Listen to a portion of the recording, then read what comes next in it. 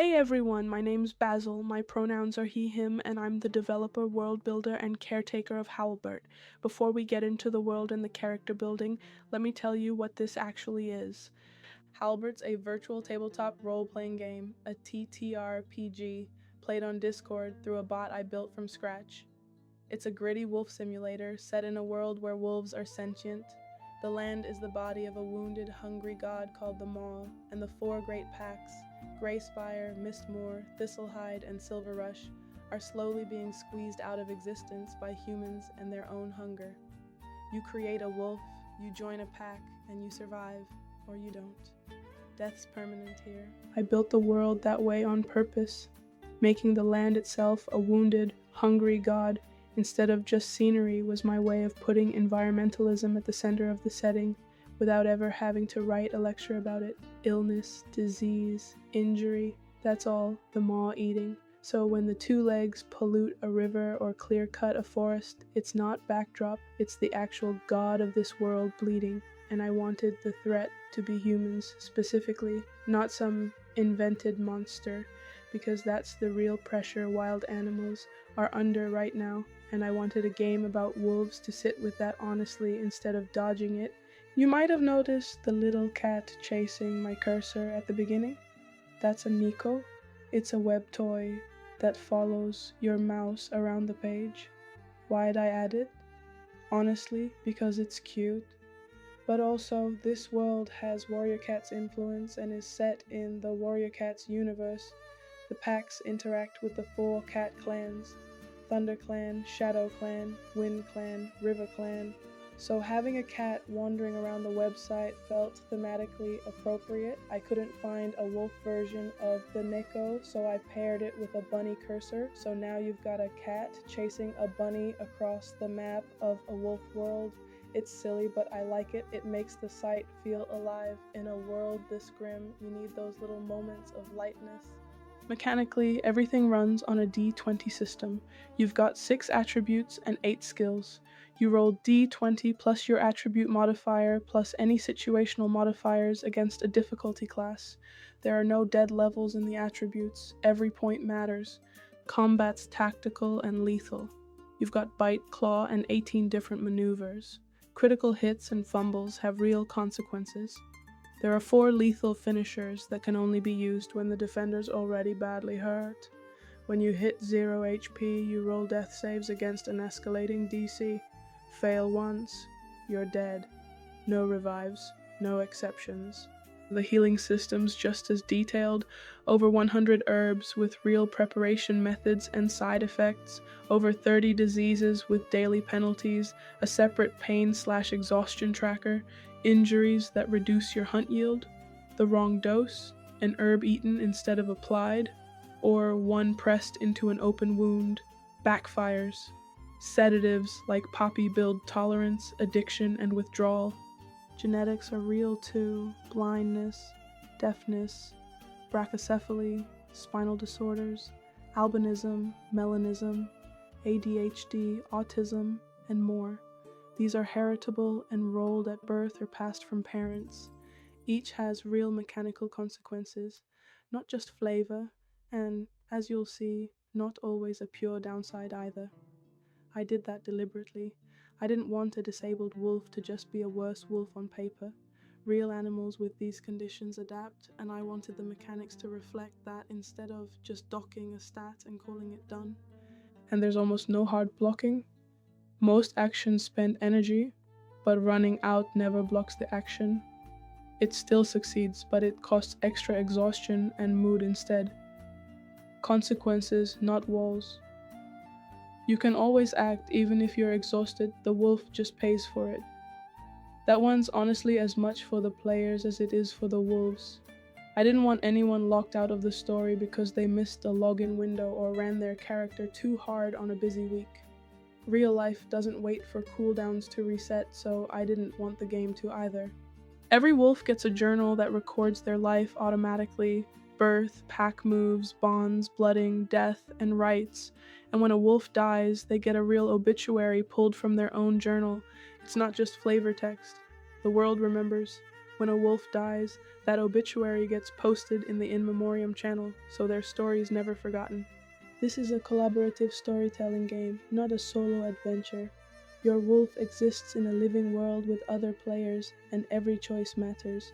The bot gives you the mechanics, the community gives you the story. The scene system creates threaded roleplay with a pinned, living roster, so you always know who's in the scene with you, and anyone who posts is automatically joined. Bones are the currency of the wolf world. You earn them by hunting, working, praying, completing quests, and from the daily stipend if you're in a pack. You spend them at the shop for herbs, tools, and other items. Every pack also takes a small tax on what you bring home into a shared treasury, so hunting well isn't just personal, it's feeding the den's finances too. There's a referral system where you get bones for bringing new players. If you bring someone to the server, they get 25 bones for showing up, and you get 40 bones and plus 2 standing when they register within 7 days.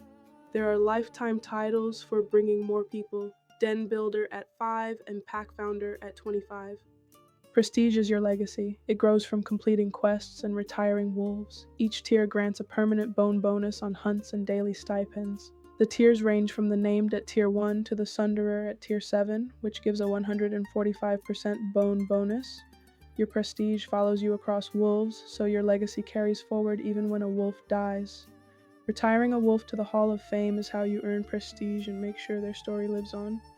You can have up to 10 wolves per player. Each wolf's got to be in a different pack to prevent conflict of interest and metagaming. The only exception is if a pack's got fewer than 3 active players, in which case you can temporarily run 2 characters there with moderator approval.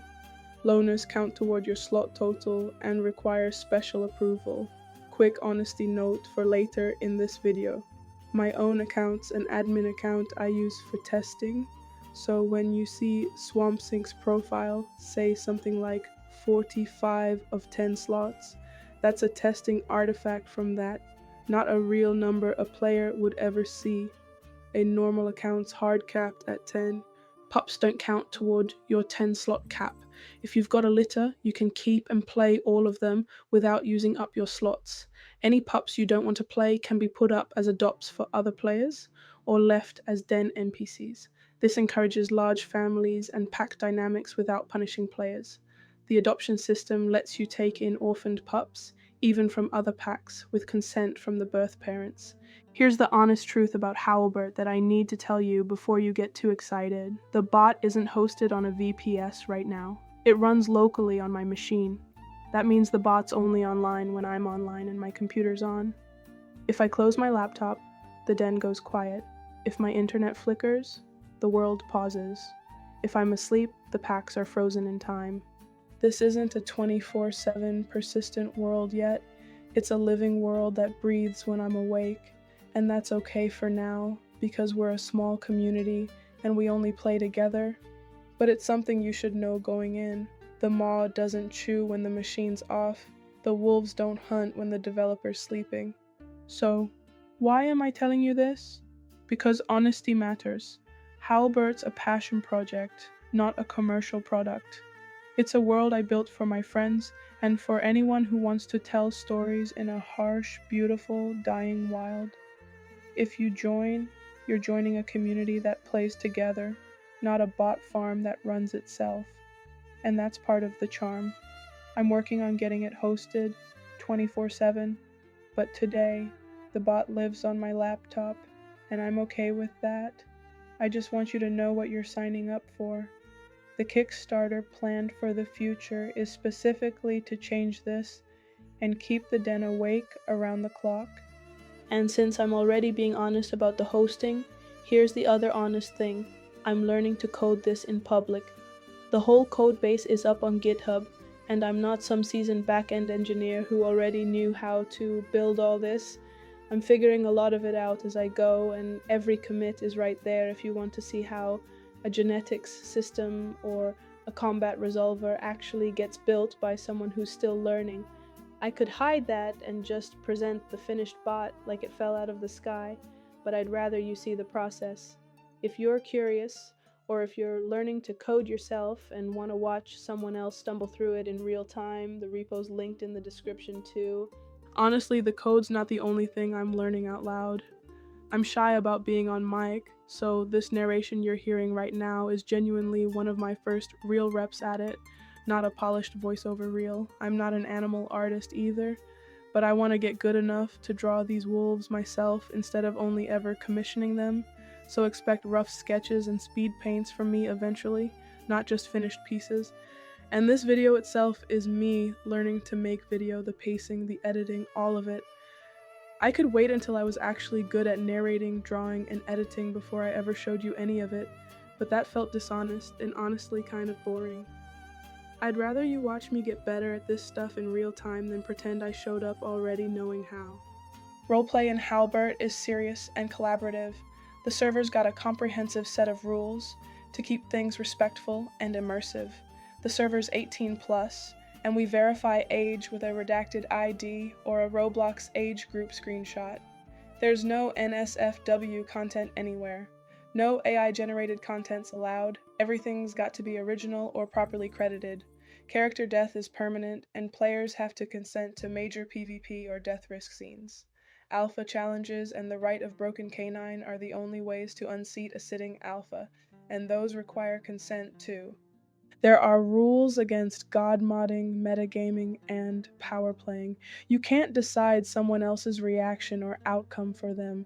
You can't act on knowledge your wolf has no way of knowing. You can't write your own action so it can't fail.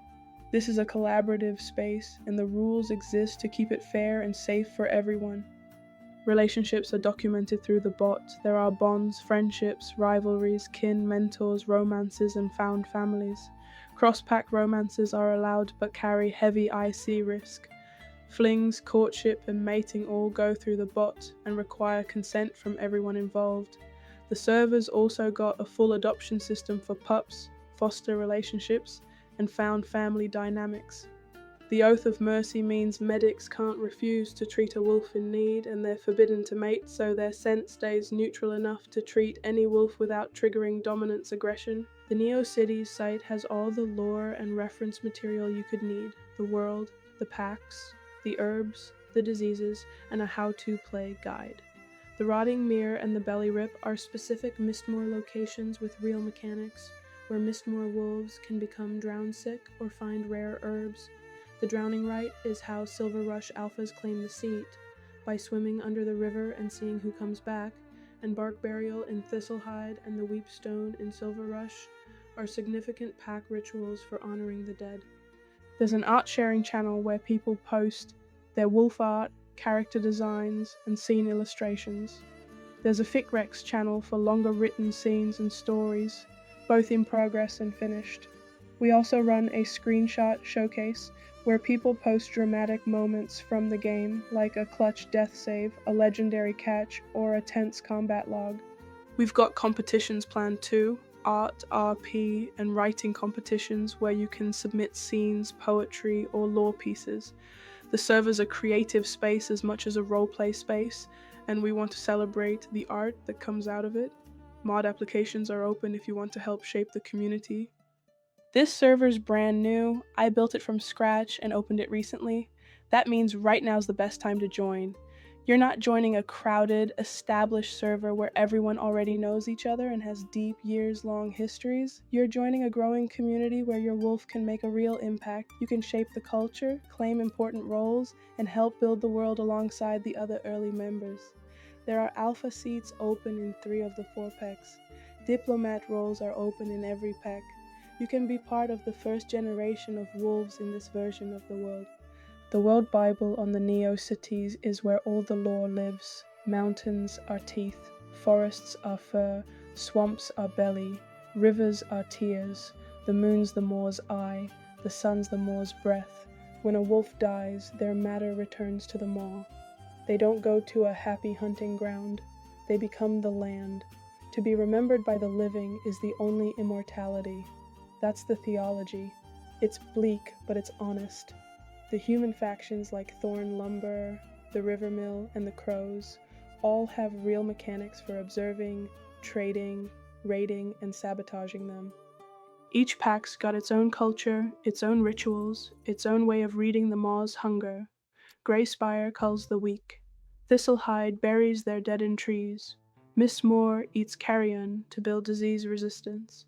Silverash sends its mourners alone to the Weepstone. When I built this world, I wanted each pack to feel like a distinct culture, each with real trade-offs. You're not just picking a team, you're picking a way of life.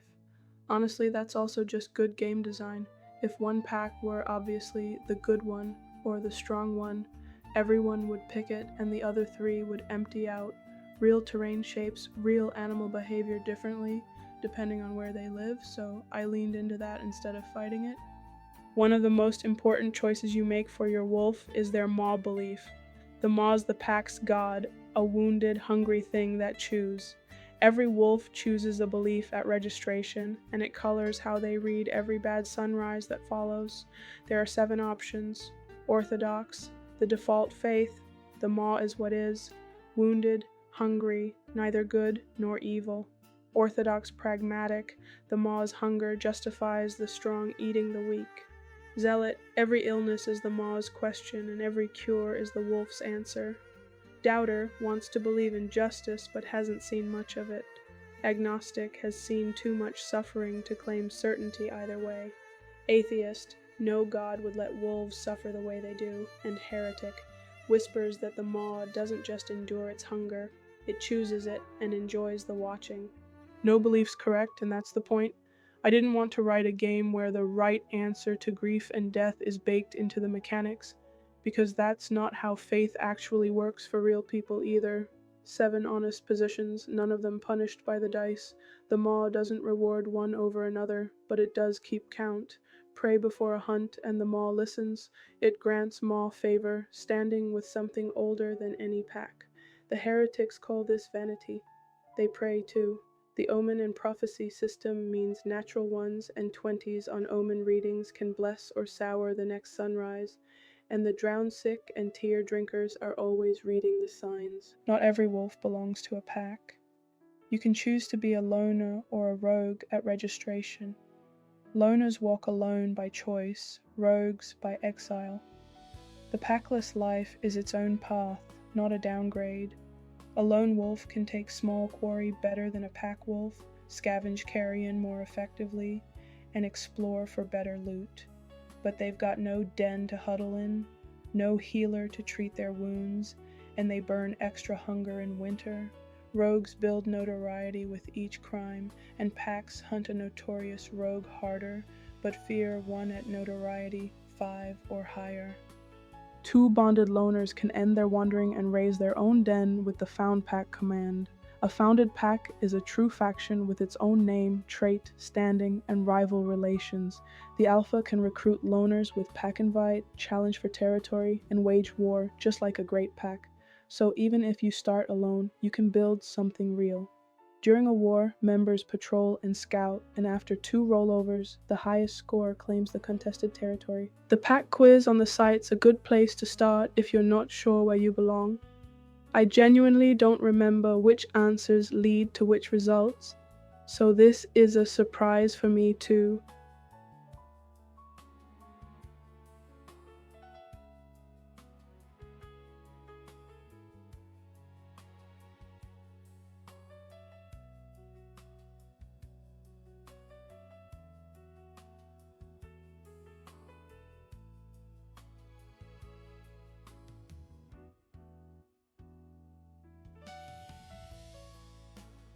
Miss Moore, Path of the Belly. The swamp remembers, the maw chews. Miss Moore's strange and spiritual and deeply unsettling to outsiders. Perfect, honestly. My own main character in the server, Meyerwort, already calls Miss Moore home, so I'm glad the dice agree with me. I'm going to use the character generator to build a second wolf for this pack. The character generator's on the NeoCities site. It rolls a complete wolf. Name, pack, rank, age, sexuality, gender, appearance, personality traits, backstory seeds, skills, weaknesses, stats, and a genetic condition. It's not a finished character, it's a spark. You take the spark and you grow the rest. Let's see what I get.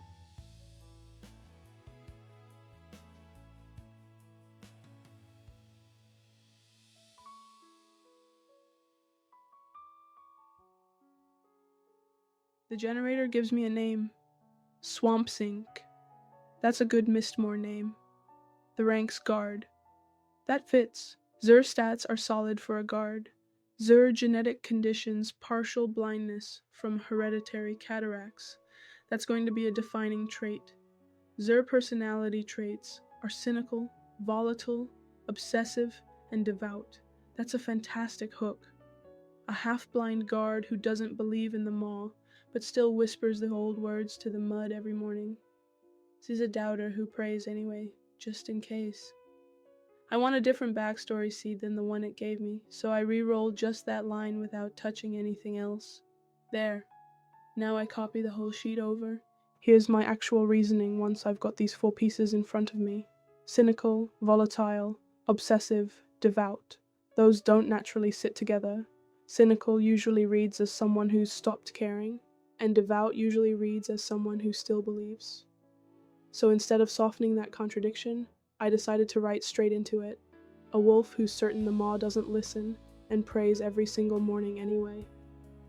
That tension is a much stronger hook than picking 4 traits that agree with each other, and the cataracts aren't just a stat line either. I made the compulsive watchfulness the actual product of losing that eye. Zur's whole personality is built around compensating for a body that failed Zem once already. This is the part I love, taking these raw seeds and turning them into a living, breathing wolf. The generator gives me seeds, and I grow them into full prose, an expanded appearance, a personality write-up, a full backstory, and an RP sample. I'm not going to read the whole doc to you word for word, it runs pages, but let me walk you through what I actually wrote. For personality, cynicism becomes their whole lens. Z reads the rot in every kindness, catalogues every small betrayal, and holds all of it in their head like a knot Z can't stop tugging at. And that same watchfulness is what makes the devotion make sense. Every morning, before anyone's awake to see it, Z presses their nose to the cold earth and prays to a God Z certain isn't listening. Not because Z believes, because Z can't afford to be wrong. The backstory gives that watchfulness a cause.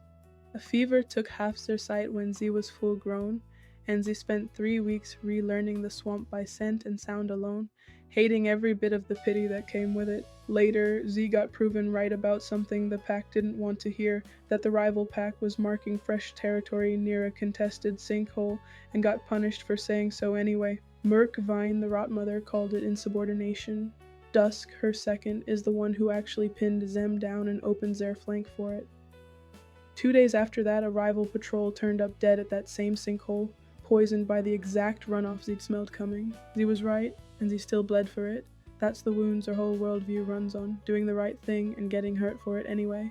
And the RP sample is just one quiet night that pulls all of that together. Swamp Sink at the sinkhole at dawn, praying anyway, watching the 2-leg poison spread through the water, and then a twig snaps, and a wolf from an enemy pack sits down beside Zem instead of attacking.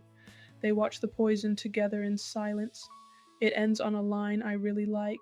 Swamp Sink lets Zerself pretend just for a moment that Zer prayer had actually been heard. I made that border wolf on purpose instead of just another friend, because the pollution doesn't care about pack borders, the poison doesn't stop at the treaty line, and the one relationship Swamp Sink can't bring Zemself to end is built entirely on a shared enemy neither pack takes seriously. It's the environmentalism theme again, just scaled down to 2 wolves instead of a whole world. A new wolf doesn't exist in a vacuum either. Mistmore is already full of named wolves with their own agendas, so before I ever touch Discord, I think up how Z actually fits into that pack. Z answers to Dusk day to day, the same wolf who gave Zem that scar on Merkvine's word, and there's a real unspoken tension there. Swamp Sink suspects Dusk already knows about the secret border meetings and just hasn't said anything. Z doesn't trust Merkvine's prophecies, but can't deny they keep coming true. So Z avoids the belly rip entirely rather than risk hearing one. Meyerwort, the healer, is the only wolf who doesn't flinch at Zare coughing, and Swamp Sink started quietly leaving Zim gifts they'll never admit to. A young scout named Yarrow won't stop trying to earn Zare approval, and the drowned sick oracle Gasp said one line to Zim once, The river will take what you love, but you will love it anyway. That Z still can't stop turning over. None of that's mechanical, none of it's rolled by the bot. It's just me making sure Swamp Sink has somewhere real to stand before Z ever logs a single action. Now I take Swamp Sink into the Discord server. Howlbert runs on /commands. The first step's verification. The server's 18 plus, not for anything NSFW, but for safety and comfort. We want to make sure everyone interacting is an adult. To verify, you send a redacted ID, just cover everything except your birth year, or you can send a screenshot of your Roblox age group. We play a lot of Roblox together in the server, so that's an easy, low-stakes way to confirm age without sharing sensitive documents. Then I head to the bot commands channel and type register. I fill in the name Swamp Sink, the pack Mistmoor, the rank guard, the age 26 moons. Then I copy the appearance, personality, backstory, RP sample, and genetic condition straight over from the doc. Right after.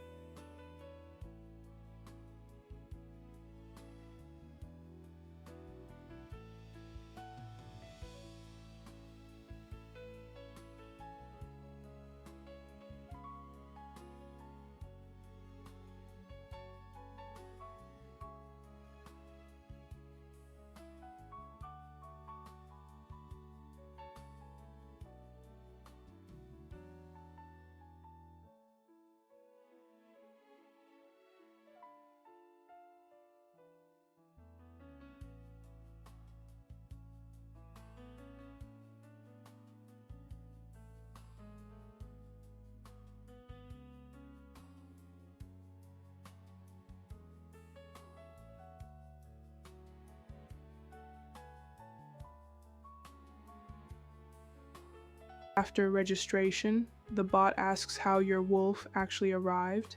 and gives you a few options to pick from. I go with limps in, half starved, specifically because it lines up with what I already wrote. Z already survived one body-breaking fever, so a rough arrival isn't a random pick. It's just consistent with who Z already is. It's not just flavor either. Swamp Sink walks away from that choice with a permanent wary arrival mark, +1 on survival checks for the rest of Zir life. That's the kind of thing I mean when I say every choice matters, even the very first one. The bot handles the rest. It sets Zir attributes, Zir HP, Zir roll feature. Swamp Sink's roll feature is Defender's Resolve. When an adjacent packmate's attacked, Swamp Sink can impose disadvantage on the attack roll. That's important. Swamp Sink's small and half-blind, but still stand between danger and the pack. And that genetic condition isn't pure downside either. The cataracts cost Zir perception, but Zir nose and ears pick up the slack, so Z actually gets a bonus on tracking, plus an edge on disease saves. Real trade, not just a penalty. After registration, I use the character command to set the finer details. This is where I set Zir pronouns and Zir combat size. I actually forgot to do that in this footage, but normally you'd set it here. The bot defaults to medium for adults, but you can set it to small, medium, or large, depending on your build.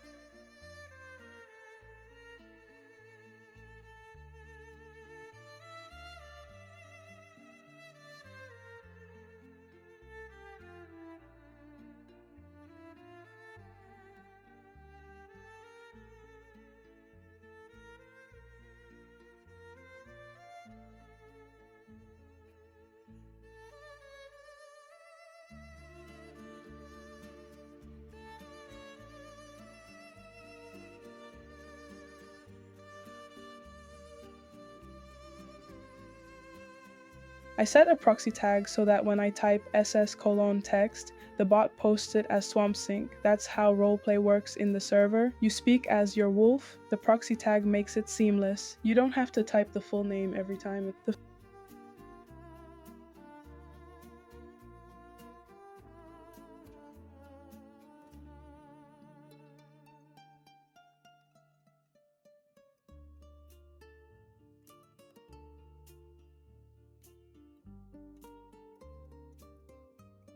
First thing I do is pray. Swamp Sink's a doubter, but Z prays anyway. The bot's got a hunt prayer command.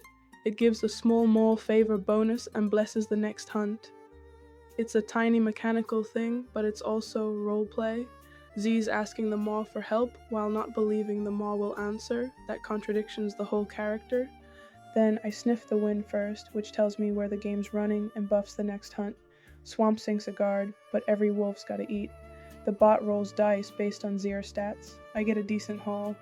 2 rabbits in one sweep, then a full deer share off the back of that sniff bonus, and then a legendary catch, an armored alligator gar. That's a big moment. The pack will eat well tonight. Even the weather's playing a part without me touching a thing. There's fog knocking hunting down a little, but it's also high sun, which pushes it back up, and summer heat's quietly draining hydration in the background the whole time. The world doesn't pause for you to be ready for it.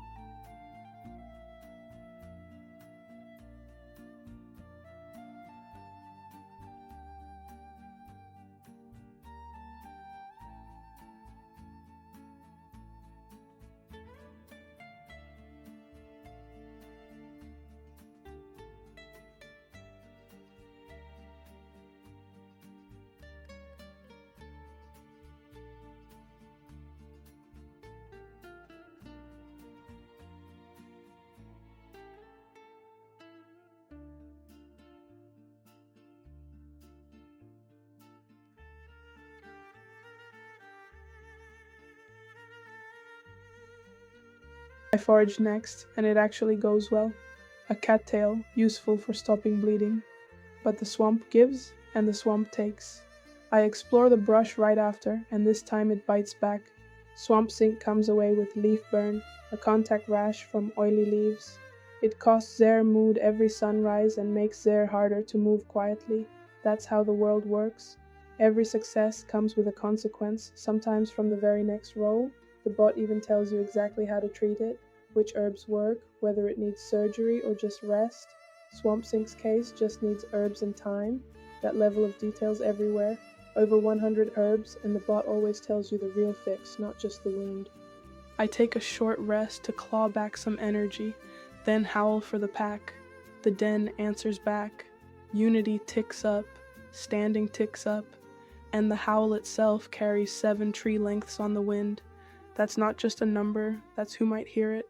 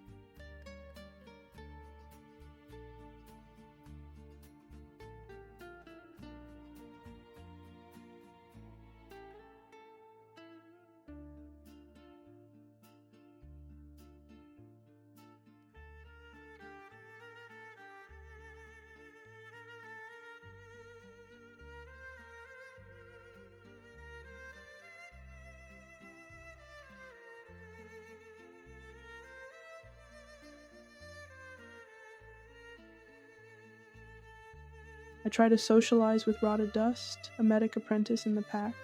It goes badly. The play gets too rough, and I lose mood and den unity. But I don't give up. I groom the burrs out of Rotted Dust's coat instead. That restores mood and builds a bond. It's not a rivalry anymore. It's a grudge with a thread of understanding.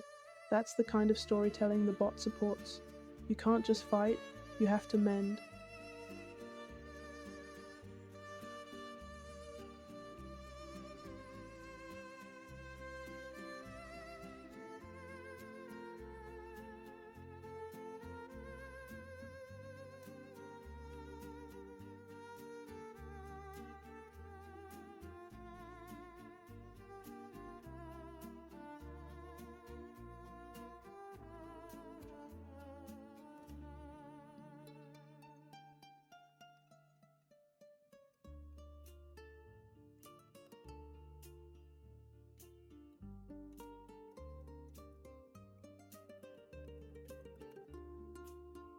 Another short rest to clear the exhaustion that groom cost me, and then the final action, the Defender's Watch. Swamp Sink guards the den. Something circles in the dark, older and larger, but Z growls and it runs. The pups never wake. That's the payoff. Swamp Sink's small and half blind and cynical, but Z does their job. Z protects the den. That's why Z's a guard.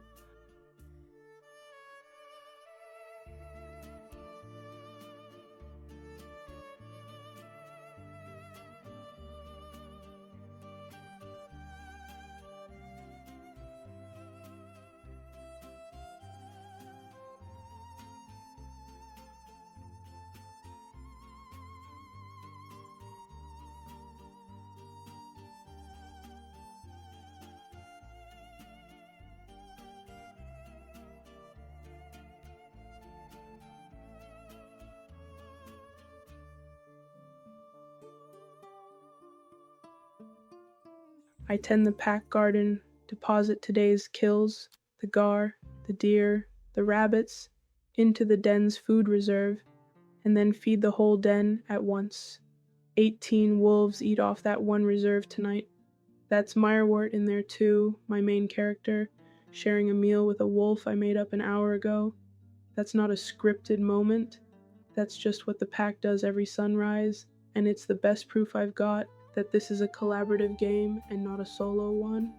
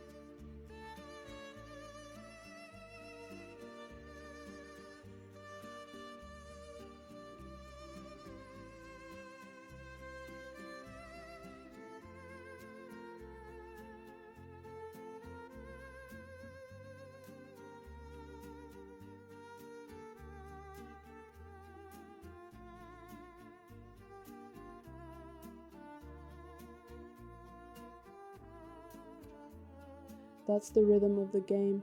You hunt, you forage, you heal, you protect, you build relationships, and slowly your wolf becomes part of the pack.